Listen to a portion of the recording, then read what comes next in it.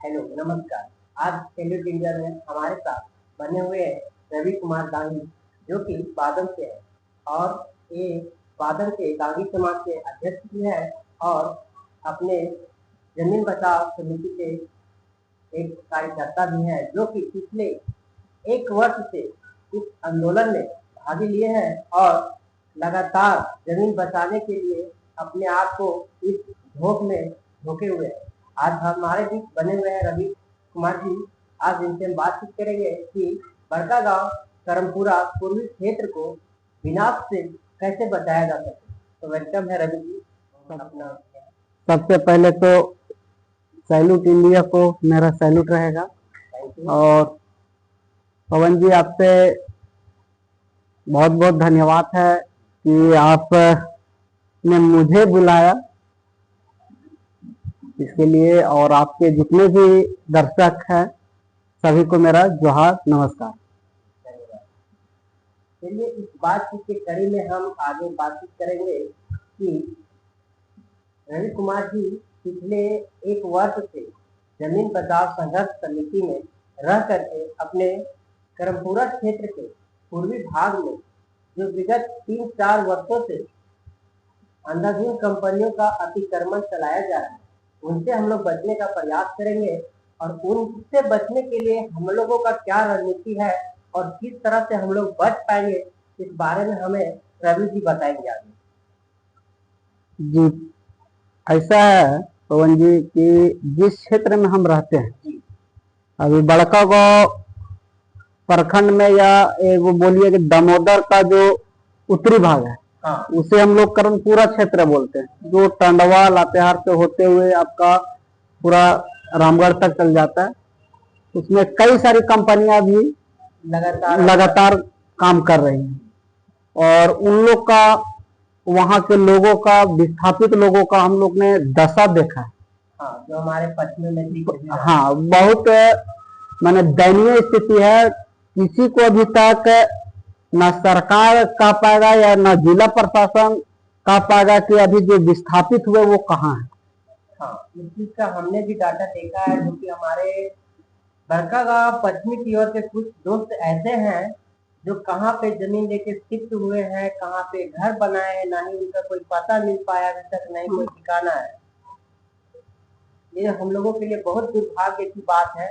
हम लोग इस चीज से सीख भी सकते हैं कि बड़कागांव जो पश्चिम विनाश की ओर गई है, सरकार तो इसे अनेकों विकास गिनाती है कि हाँ हमने कंपनी खोला है तो आपके गांव, आपके प्रखंड, आपके जिले में विकास किया, लेकिन यहाँ का जो स्थानीय लोग हैं, जो ग्रामीण लोग हैं, लोगों को अब पता चल रहा है वो विकास नहीं विनाश।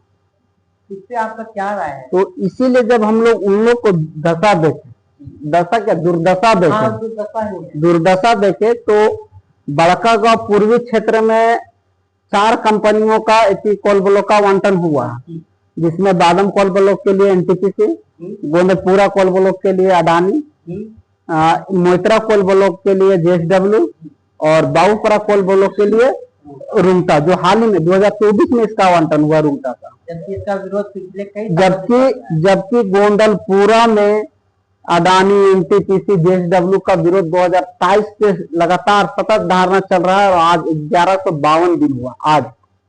उसके बाद भी सरकार यहाँ के लोगों को नहीं सुना और उसका आवंटन भी किया। उसके बाद कई ऐसे हिंसक झड़प भी हुए। हम लोग विरोध, कंपनियों का विरोध के लिए, अपने अधिकार के लिए कई बार हिंसक झड़प भी हुआ। अभी वर्तमान में हमारे 5 साथी जेल में भी है। अभी भी एक साथी कुछ दिन पहले ही रिहा होकर आए और एक तो पहले भी आए। और हम लोग प्रशासन से भी, जिला प्रशासन से भी लड़ रहे हैं, ताकि कहीं ना कहीं उन लोग कंपनियों के दबाव में काम करती है। अधिकारी है, उनका ऊपर का प्रेशर है जी।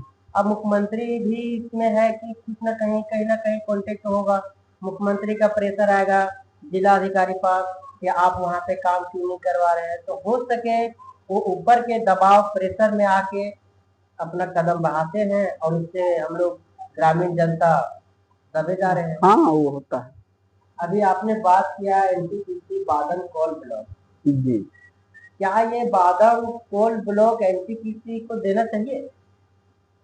एनटीपीसी ही नहीं, किसी भी? किसी भी कोल खनन कंपनी को नहीं देना चाहिए। हाँ, पहला है कि उसमें नुकसान भी हमारा ना। हाँ, बादाम कोल ब्लॉक में जितने भी ओबी डम के लिए है, खनन फॉरेस्ट से शुरू करता है वो हर जगह, हाँ, लेकिन जितने भी ओबी डम के लिए और वो पूरा का पूरा खेती हर जमीन है, जो बादाम अंबाजीत आपका गोंडल पूरा हरली का वहाँ रैयत भी है, उन लोग का जमीन है और उसी में अपना चावल धान जो भी होता है गेहूं सरसों उगाते हैं और उसी से अपना जीवन यापन करते हैं। तो मेरा मानना है कि कोई भी कोई खनन कंपनी नहीं आवे इस क्षेत्र में।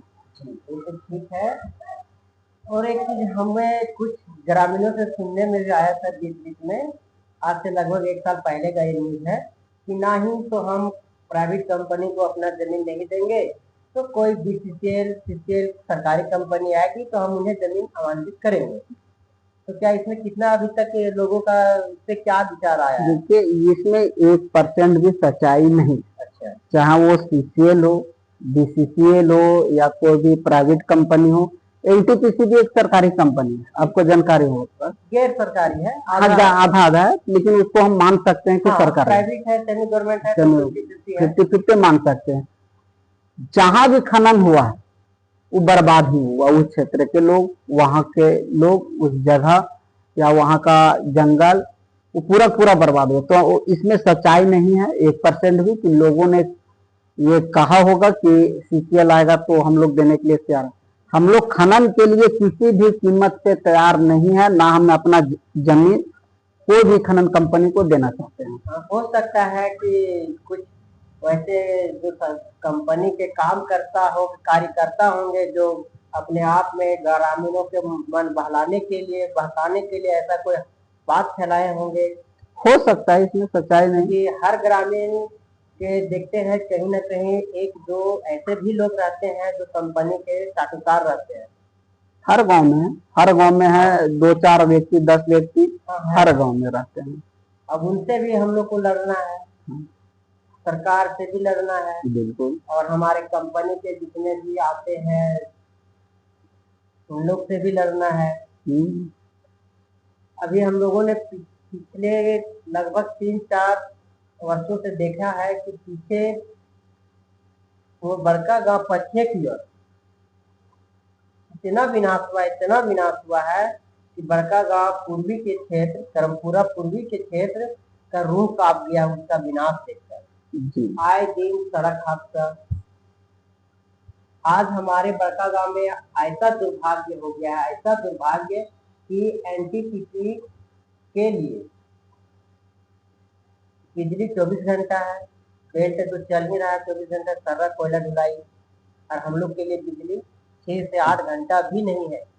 कृषि योग्य जो जमीन है उसमें जो उपजाऊ करते हैं उसके लिए भी नहीं। इस पे आपका क्या विचार है?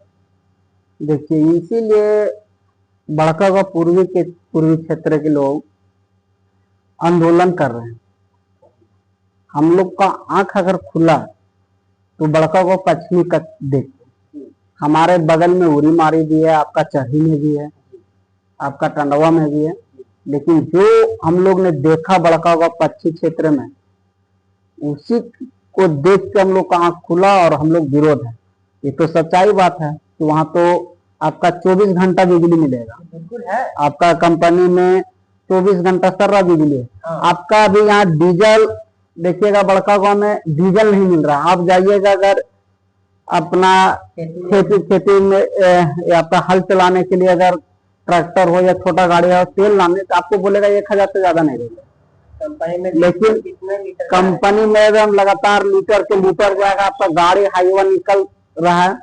एक चीज और आपने बोला कि कोयला बड़कागांव से जो निकल रहा है मौत पूरा हो रहा है। जब कंपनी बड़कागांव में आई एनटीपीसी तो उस टाइम उसका आवंटन हुआ इसलिए कि वो पब्लिक रोड से वो ट्रांसपोर्टिंग नहीं करेगा, अपना रोड नहीं, उसके लिए बेल्ट है, पर्यावरण को भी नुकसान नहीं करना, इसके लिए वो एक बेल्ट के माध्यम से जाएगा। लेकिन उसको खनन किए हुए लगभग 15 साल हो गया, उसके बाद बेल्ट चालू हुआ, और बेल्ट भी चालू हुआ, आज भी हाईवा चल रहा है, लोग मर रहे हैं। लगातार मर रहे हैं। हर महीना एक न दो व्यक्ति को सड़क हादसा में मौत हो रही है, जो दुर्भाग्य। हमने कहीं सुना है कि थोड़ा दूर के लोगों ने बोलता भी है कि बड़कागांव का लोग का जान का कीमत 5 लाख 10 लाख रुपया है। कभी भी कोई भी हाईवे चपेट में आएगा, मरेगा, 5 लाख 10 लाख लोगों का फिक्स है, कंपनी देगी। इसमें पता नहीं क्या सच्चाई है, लेकिन जिस घर में 5 लाख 10 लाख मिलता है, क्या लगता है कि उस 5 लाख 10 लाख उस घर का जीवन यापन हो पाएगा? जो जिंदगी उसको पैसा से कोई नहीं तोल सकता। वो 5 लाख नहीं 5 करोड़ भी दे दे, फिर भी उसको पैसा से कोई नहीं तोल सकता। लेकिन यहाँ तो कंपनी जितने हादसा होगा, सही बात है कि 5 लाख रुपया देके 7 लाख रुपया देके हाँ क्लियर कर दिया जाता है। और इसमें भी बहुत सारा गेम होता है, क्योंकि आगे तो अधिकारियों का खेल है, इसमें हम लोग इसे ज्यादा समझेंगे नहीं, क्योंकि हम लोग अपना बात करेंगे आज के इस पॉडकास्ट में कि पूरा पूर्वी क्षेत्र को विनाश से कैसे हम लोग बचाएं। और जो आंदोलनकारी अभी महज 3 वर्ष पूरे होने चले, 3 वर्ष प्लस हो गया। हाँ, 3 वर्ष से 1152 दिन आज हुआ है, तो 3 साल से प्लस 3.5 वर्ष के आसपास हुआ है। लगातार धरना प्रदर्शन कर रहे हैं, सरकार से गुहार लगाएंगे कि उन्हें न्याय दीजिए। और जो बड़कागांव पूर्वी क्षेत्र के लोग इस चीज को नहीं एक्सेप्ट कर रहे हैं, इसके बावजूद भी आप जोर जबरदस्ती करके अगर बड़कागांव पूर्वी क्षेत्र में अगर कंपनियों का आवंटन करते हैं, तो जनता अपनी जान देगी या तो फिर की जान देगी, क्योंकि जनता पहले कुछ और थे, अब कुछ और हो गए। असल में पहले नारा था जब 2004 ईस्वी में बाऊपरा बादम पंचायत का एक गांव, छोटा सा गांव है बाऊपरा, जब 2003-04 में वहां से आंदोलन का चिंगारी उठा, उस टाइम बाऊपरा शांति निकेतन स्कूल है, वहीं से मतलब प्राथमिक हाँ शिक्षा शुरू हुई थी। तो हम लोग बचपन में वहां देखते थे लोग तख्ती लेके या नारा लगाते हुए चलते थे, जान देंगे जमीन नहीं देंगे।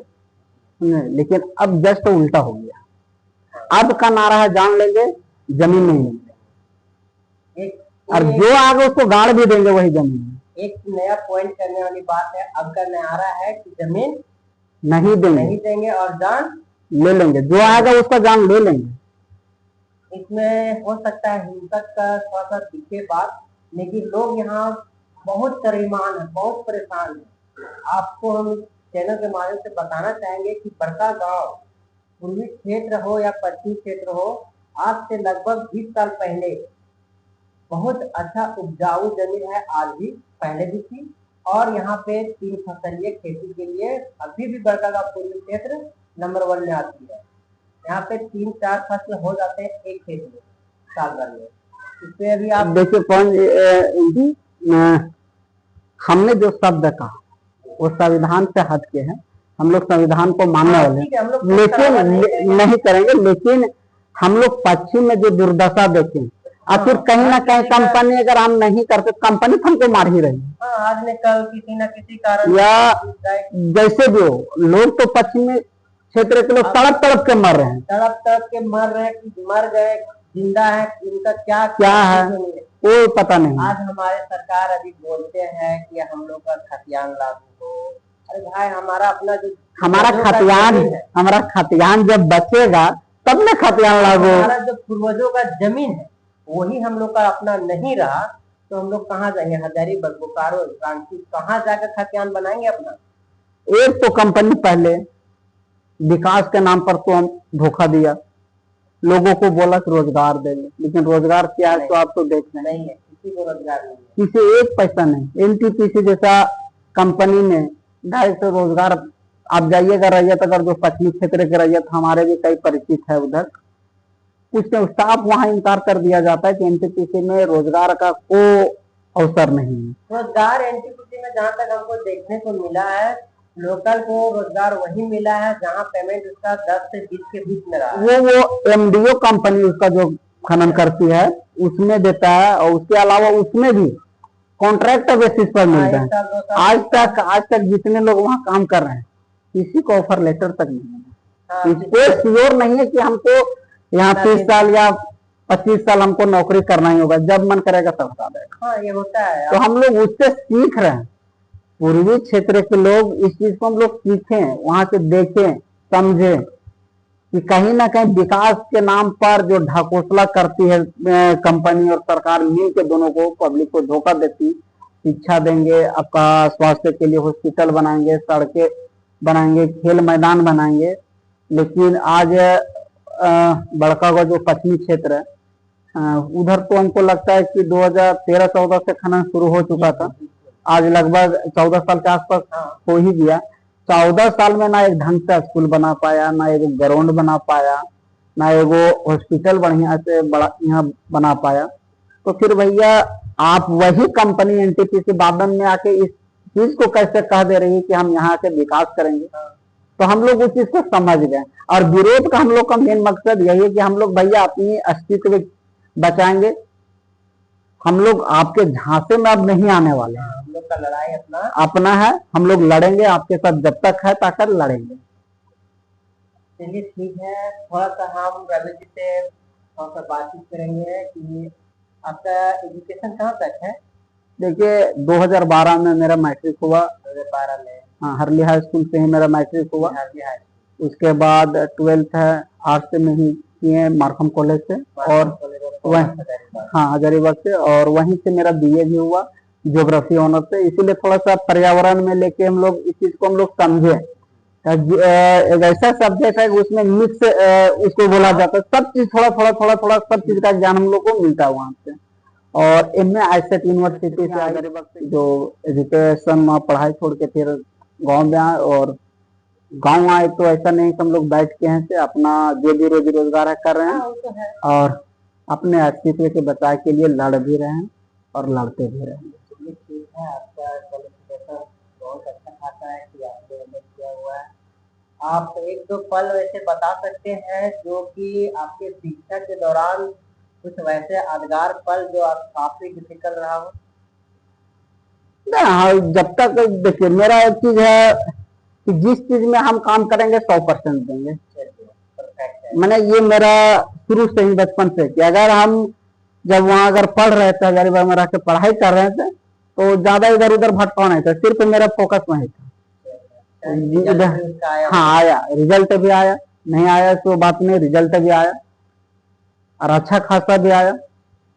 और आज ऐसा सिचुएशन आ गया कि जो टफ काम है अभी जिंदगी मेरा, अभी टर्निंग पॉइंट यही है कि अपने अस्तित्व को जो दुर्दशा देखे कि आज विस्थापन होने के कगार पर अगर पहुंचे, हालांकि विस्थापन तो होंगे नहीं हम लोग, हम लोग को पूर्वज यहाँ स्थापित करके गया है। एक बात और आप बताइए कि अगर आप जिस टाइम से हजारीबाग तकरीबन बीए एमए और डिप्लोमा 5-7 साल तो रहे होंगे, लगभग 12 साल के दरमियान में आपको सब्जी वगैरह पैसा वगैरह सब तो घर से जाता होगा। टोटल चीज घर से, हमको वहाँ एक चीज भी नहीं खरीदना पड़ता। तो उसके लिए तो पापा घर में खेती वगैरह करते होंगे। खेती करते थे, सारा कुछ घर से जाता है। कल चल के अगर हम लोग कंपनी को ये ट्रेनिंग दे देते हैं तो आने वाला जनरेशन को पढ़ाने के लिए हम लोग क्या करेंगे, ये हम लोग को रास्ता नहीं दिखता है। नहीं ऐसा बात है ना पवन जी, जो पश्चिमी क्षेत्र में दिया, पश्चिमी में बड़कागांव में अगर 1 एकड़ जमीन दिया 25 लाख रुपया में, आप हजारीबाग में जाकर उन लोग खरीद लिया 25 लाख का इकट्ठा, घर बनाया लोन लेके, जो 10-15 हजार का रोजगार मिला जो उसी में जा रहा है एमआई पे करते हुए। अब वही व्यक्ति जब खेती करता था पूरा परिवार उसमें था, उससे ज्यादा कमाता था। बिल्कुल। अब है कि किसी तरह से एक पीढ़ी तक उन लोग अच्छा से अगर घर बना लिया तो रह सकता है, लेकिन एक पीढ़ी जैसे उनका बीता, उनके परिवार के लोग ऐसा जिंदगी जैसे हम लोग देखते हैं अगर शहर में दिल्ली मुंबई में जो झोपड़पट्टी में रहते हैं या आपका सड़कों पर सोते हैं या रिक्शा चलाते हैं, उस स्थिति में आने वाला समय में उन लोगों के परिवार के साथ भी होगा। और ये चीज अभी से ही अनुभव किया जा सकता है, ऐसी बात नहीं। कई ऐसे परिवार है जो यहाँ राजा की तरह रहते थे, आज वहां जाके रिक्शा या ठेला या और टोटो चला रहे हैं, लेबर कर रहे हैं। हाँ, जितने भी अभी तक हमने भी देखा कि जो लोग गांव में राजा का जिंदगी जिए हैं, शहर में जाके गरीबी इतना तंगी कर दिया उनको कि 2 वक्त का रोटी, मकान का किराया, बच्चे का मतलब जो फीस वगैरह वो तक भरना उनको मुश्किल पड़ जा रहा है। सरकार तो चाहे कोई भी सरकार हो, सरकार को किसी व्यक्ति विशेष पर या पार्टी पर टिप्पणी नहीं करते, समझे। लेकिन जो भी सरकार है, जो भी सरकार हो, हमेशा गरीबों को छला है। हाँ, समझे। विकास तो बोल देता, लेकिन विकास के नाम पर जो उजाड़ा जाता है वो विकास में विनाश होता है। हॉस्पिटल बना देगा, सड़क बना देगा सरकार, लेकिन कभी पर्वत नहीं बना सकता है, कभी झरना नहीं बना सकता है। इसका विकास करके कभी ऑक्सीजन सिलेंडर भर देगा, लेकिन जो ओरिजिनल ऑक्सीजन वो नहीं। व्यक्ति अगर आज ऑक्सीजन कमी हुआ तो कल होके वो सिलेंडर लेके तो नहीं घूमेगा कोई व्यक्ति। तो विकास कहाँ, वो तो विनाश है। विकास के नाम सरकार हमें गिनाती है विकास कर रहे हैं, लेकिन एक्चुअली में वो जनता के लिए विनाश। विकास उन्हीं अधिकारियों के लिए है जिनके जेबों में भर भर के नोटे का गलिया जाती होती है। हाँ, हो सकता है। जिनका पेमेंट, इस अधिकारियों का पेमेंट कम होता है, लेकिन टेबल के नीचे से इनकम इतने होते हैं कि वो एसी का हवा, कूलर का हवा, 4 व्हीलर में आना जाना, ऐसे बहुत कम बड़े अधिकारी हैं जिनके बच्चे गवर्नमेंट स्कूल, गवर्नमेंट हॉस्पिटल में सर्वाइव करते होंगे। हाँ, हो सकता है, इसमें नहीं होते हैं। और आप पर्यावरण के बारे में बोल रहे थे, ज्योग्राफी है तो पर्यावरण से जुड़े हुए हैं, तो किस तरह तो अपने आप को पर्यावरण से प्रेम लगाए हुए नजर आते हैं?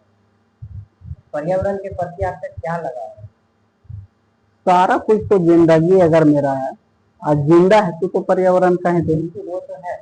हवा वहीं से ले रहे हैं, पानी वहीं से ले रहे हैं, वही मिट्टी से बड़ा हुए खेल के। आज शहर के आदमी देखिएगा तो लगभग 30-40 साल हुआ नहीं तो टीबी, तो आपका तरह तरह के बीमारियां आना शुरू, शुगर, बीपी। गांव के लोग में आपको 90% तो स्वास्थ्य एकदम टनाटन रहेगा। एक रेशियो में भी दिखाता है कि ग्रामीण लोग का इंश्योरेंस 20% मिलेगा तो शहरी का इंश्योरेंस उन लोग का उल्टा हो जाता है। तो पर्यावरण जब तक सुरक्षित नहीं रहेगा, सुरक्षित नहीं रह सकते। अगर हरली बादल से रांची जाइएगा तो उरी मारी कोल माइनिंग है, और फिर उसके आगे पतरातू जाइएगा, पतरातू थर्मल के पास ऐसा कंडीशन है एनटीपीसी के द्वारा किया हुआ, ऐसा पोल्यूशन, ऐसा पर्यावरण से क्षतिग्रस्त किया जा रहा है, कहाँ नहीं जाता। वहाँ नहीं, आप इधर से अगर जाइएगा तो जैसे आप जरजरा पार कीजिएगा, इधर का वातावरण लगेगा कि हाँ कहीं जन्नत में, जन्नत में। जरजरा जैसे पहुंचिएगा लगेगा कि कहाँ हम पहुंच गए हैं। बहुत ज्यादा गर्मी, पूरा गर्मी, गर्दा, हवा तो पूरा एकदम पूरा गर्दा उड़ते हुए, उधर माइंस का, उधर फिर पतरातू थर्मल का धुआं, बहुत दिक्कत है। जबकि पतरातू में हम लोग का डैम है, उसका खूबसूरती, उसका शीतल है, पूरा वहाँ का वातावरण को ठंडा करके रखता है। लेकिन एनटीपीसी का क्या नजर गड़ा इतना बड़े बड़ी कंपनियों का लाने का। वही कंपनी का जैसा लालच जगह है जो कि बड़का गांव पश्चिमी में खुला है, और कुछ लालच इतना जग गया है कि बड़का गांव पूरी की ओर भी कदम बढ़ाने के लिए आज ये केंद्र सरकार ये ढिंढोरा पीट रही है, और सच्चाई भी है, पीटना भी चाहिए, उसको प्रचार करना चाहिए, और अच्छा भी काम है। जब पीएम सूर्य घर योजना या सोलर एनर्जी पर जोर दिया, और आज साथ ही घरों में या बिजली उत्पादन भी होना शुरू कर दिया सोलर एनर्जी, इन सरकार को इस पर सोचना चाहिए था कि जब हम सोलर से भी बिजली अगर कर सकते हैं तो थर्मल को रोकना चाहिए था, थर्मल प्लांट को। क्यों हम प्रदूषण फैलाएं? और जब पेरिस समझौता में खुद हमारे माननीय प्रधानमंत्री जी अगर इसमें साइन किए पेरिस समझौता में कि 2030 के बाद हम किसी भी मैंने कार्बन उत्सर्जन पर हम कम करेंगे, उसका जो पोल्यूशन है उसके लिए हम लोग काम कर रहे हैं। एक तरफ तो वहां पे पैन करके तो आ गए, लेकिन फिर नए नए कॉल ब्लॉकों का आवंटन, कई बड़े बड़े थर्मल पावर प्लांट का निर्माण समझ से परे है। अब इसको किस रूप में देखे या लोग देखे, वो तो हम लोग इस बातचीत के सिलसिले में आगे बढ़ेंगे। 7 नवंबर के जो महापंचायत हुई थी हमारे ग्राम धरली में, जिसमें बड़का गांव पूर्वी क्षेत्र और कुछ पश्चिमी क्षेत्र के भी स्थापित लोग आए थे, अपना दर्द सुनाए थे। इस बारे में आप क्या कहना चाहेंगे? देखिए, वो कार्यक्रम एक तरह से हम लोग के लिए सफल रहा और सकारात्मक रहा। हाँ।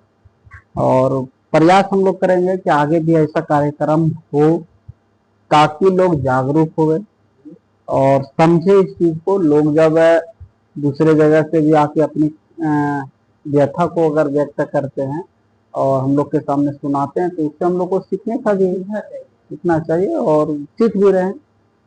और वो कार्यक्रम तो भव्य था, विशाल था, बड़ा था। कार्यक्रम को लगभग बहुत अच्छा खासा कार्यक्रम माना गया। लगभग इतना अच्छा कार्यक्रम हमारे बड़का गांव पूरे में लगभग 10-20 साल से ऐसा कार्यक्रम का आयोजन नहीं हुआ था, जिसमें कुछ नेताओं ने, कुछ आंदोलनकारियों ने इसे जन सैलाब का भी नाम दिया। बिल्कुल जन सैलाब था, वाकई में भी था जन सैलाब। तो उसी में निमित्त हम लोग फिर अगला कार्यक्रम तय किए थे, डीसी ऑफिस घेराव। यही पिछले महीना हम लोग किए थे, ऑफिस घेराव किए थे, जिसमें हम लोग आपका केंद्रीय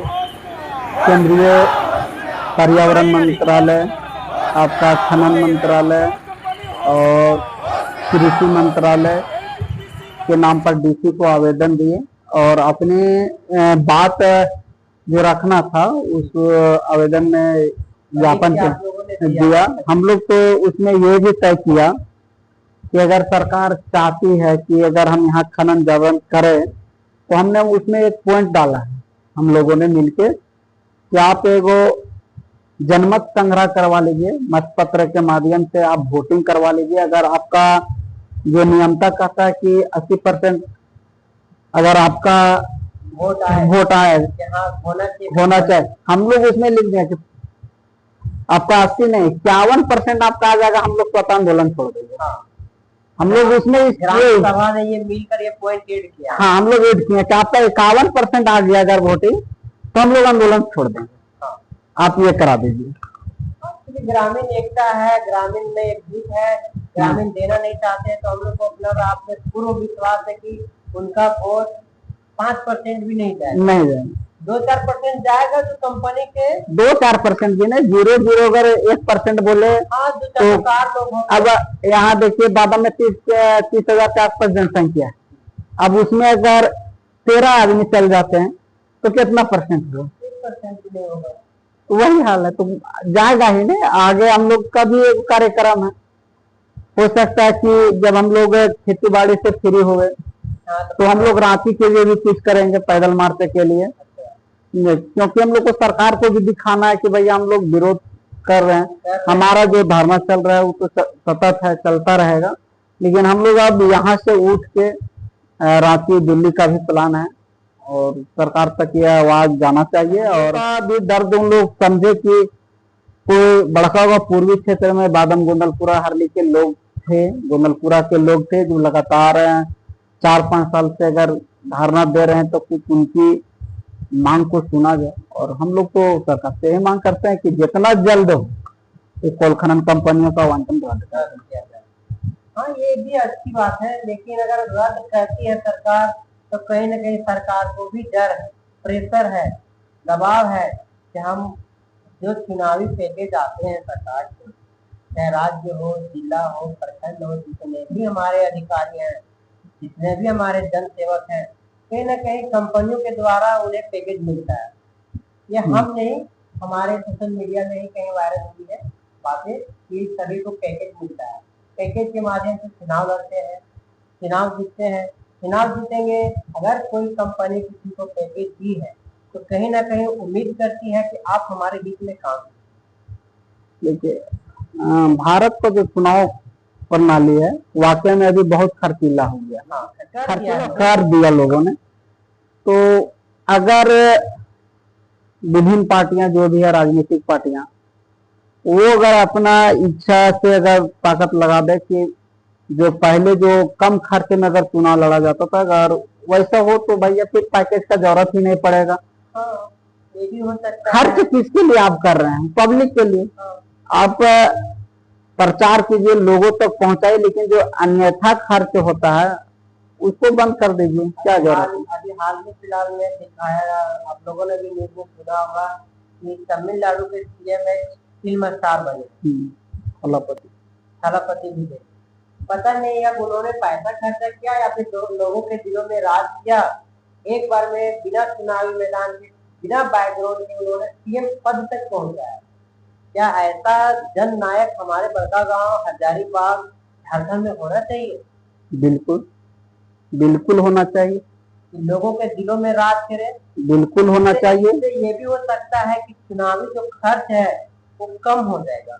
बिल्कुल होना चाहिए। मेरा जनता एक बार अगर 100 का 100 वोट मान के चलिए, मेरा हरली पंचायत में अगर 10,000 वोटर है, 10,000 के 10,000 अगर वोटर कह देगा कि हम इसको देते हैं वोट, तो चुनाव की आवश्यकता ही नहीं है।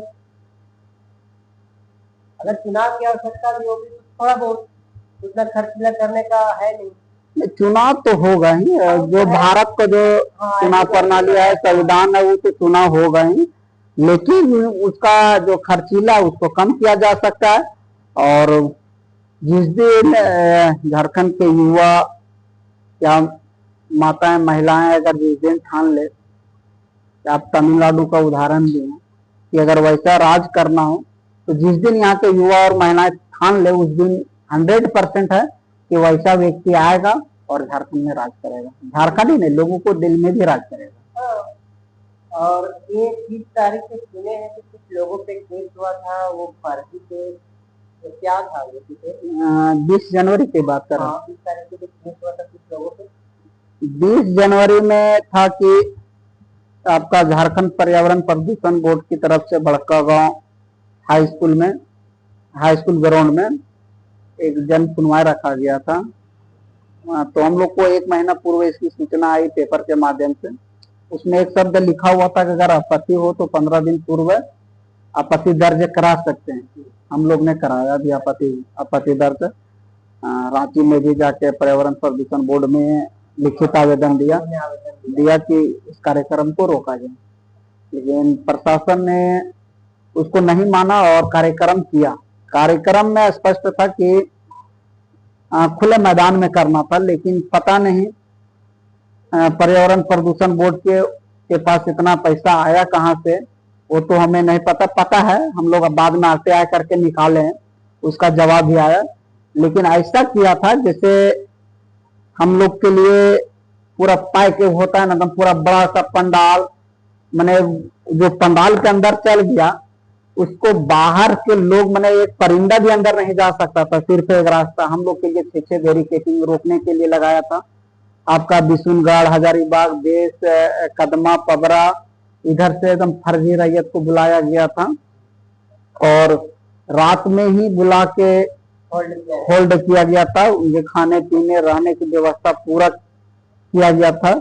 जब हम लोग ने बैरिकेडिंग तोड़ते हुए अंदर प्रवेश किया तो हम लोग को देख के चकित हो गए कि रैयत पीछे और वहां तो पूरा कुर्सी भरा हुआ है। उसी में विवाद हुआ, उत्पन्न दोनों तरफ से हुआ, लेकिन रैयत के लोग ने खदेड़ के फिर उन फर्जियों को भगाया और एक हिंसक रूप भी कहा जा सकता है, हिंसक रूप हुआ उसमें। अपना बचाव के लिए हम किया गया। बाद में अगर पुलिस हम लोगों पे प्रोटेक्शन करती है तो हम लोग अपना बचाव के लिए तो हाथ तो आगे करेंगे। तो उस दिन बाद में फिर हम लोग लगाए RTI कि इसका खर्च राज्य प्रदूषण बोर्ड से मांगे। उसने साफ इनकार कर दिया कि उसमें मेरा 1 रुपया भी खर्च नहीं लगा। तो उनका बिना अनुमति का उतना बड़ा मीटिंग संभव कैसे हो पाए? यही तो बात है कि प्रशासन एक तरफ काफी, अब दूसरी तरफ वही खनन कंपनियों से अपना काम करवाती है। और उसमें फर्स्ट दिन लगभग 51 लोगों पर नामजद FIR हुआ था 20 तारीख को लाने। बाद में इसी महीना 35 लोगों को और ऐड कर दिया गया। इसमें अभी सब इसमें भी रिमांड हुआ, जो जेल गए हैं। मेरा 5 साथी अभी भी जेल। अभी भी जेल में, बाद बाकी सबका बेल प्रक्रिया चालू है।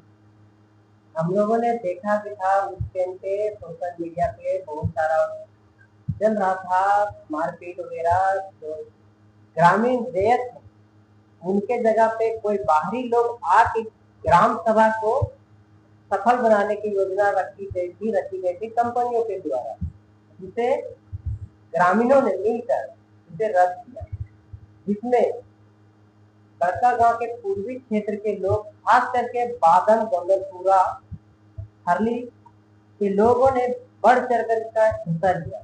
चंदोल भी था, चंदोल होरम दोनों था, चंदोल होरम पूर्वी क्षेत्र के लोग सभी लोग थे।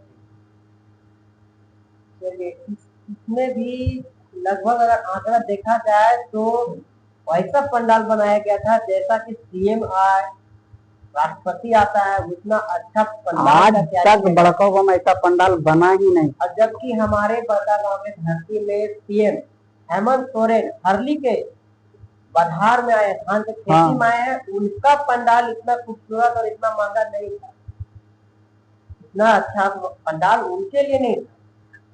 आपका है यूपी के सीएम योगी आदित्यनाथ जी भी वही ग्राउंड पर आए थे पिछले चुनाव प्रचार में, उस समय भी ऐसा पंडाल नहीं बना।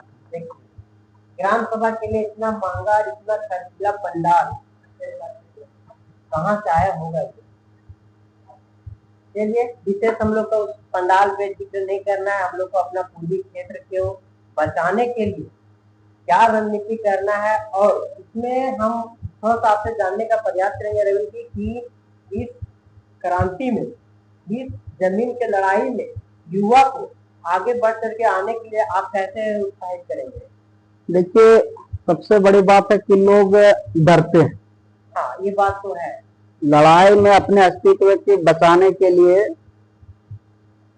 आदमी को डरना नहीं चाहिए। भगवान बिरसा मुंडा की आज एक पुण्यतिथि भी है और मेरा श्रद्धांजलि है भगवान बिरसा मुंडा जी को। उसने भी अंग्रेजों से, साहूकारों से और इस झारखंड के लिए लड़ा, और 25 मात्र अल्प आयु समझिए 25 साल की उम्र में मैंने समझिए उसका देहांत हुआ, देहांत मार दिया गया, हत्या ही हुआ। तो वो अपने लिए नहीं लड़े थे, नहीं, वो झारखंड के लिए, हम लोगों के लिए लड़े थे। आज भी हम लोगों के लिए मिसाल। तो हम युवाओं से कहना चाहते हैं कि आप डरिए नहीं, अपने अस्तित्व जल जंगल जमीन के बचाने के लिए लड़िए, और जब तक लड़िएगा नहीं तब तक जीतिएगा नहीं। हाँ, अगर आपने कहीं पे कुछ लगाया ही नहीं तो फिर पानी कहाँ से रखते। तो सभी युवा साथियों से भी आग्रह है, जितने भी हैं, इस आंदोलन में बढ़ चढ़ कर हिस्सा ले, और मैंने बोलिए कि एकदम आगे की लाइन पंक्ति में युवा अगर खड़ा जिस दिन हो, अभी उस दिन परिवर्तन निश्चित है। हमारे अभी महिलाएं, माताएं, जो भी माता बहन है, उन लोग बहुत अच्छा कंडीशन में, हम लोग का पूर्वी क्षेत्र में बहुत बढ़िया सहयोग है उन लोग का, और जितना कहा जाए उससे अधिक है। तो हम लोग को भी अब उस पंक्ति में उससे आगे पहुंचना होगा, और युवाओं को इसमें भागीदारी अधिक से अधिक चाहिए। आज की इस पॉडकास्ट को हम लोग यहीं पे समाप्त करेंगे, और आगे का कोई ऐसा बातचीत रहा तो फिर नेक्स्ट हम लोग वीडियो में मिलेंगे रणनीति से, और रांची जाने का जो लोगों का रणनीति होगा वो हम लोग आगे की वीडियो में बताएंगे। अभी आप लोगों को इजाजत लेना चाहेंगे। झारखंडी जोहार।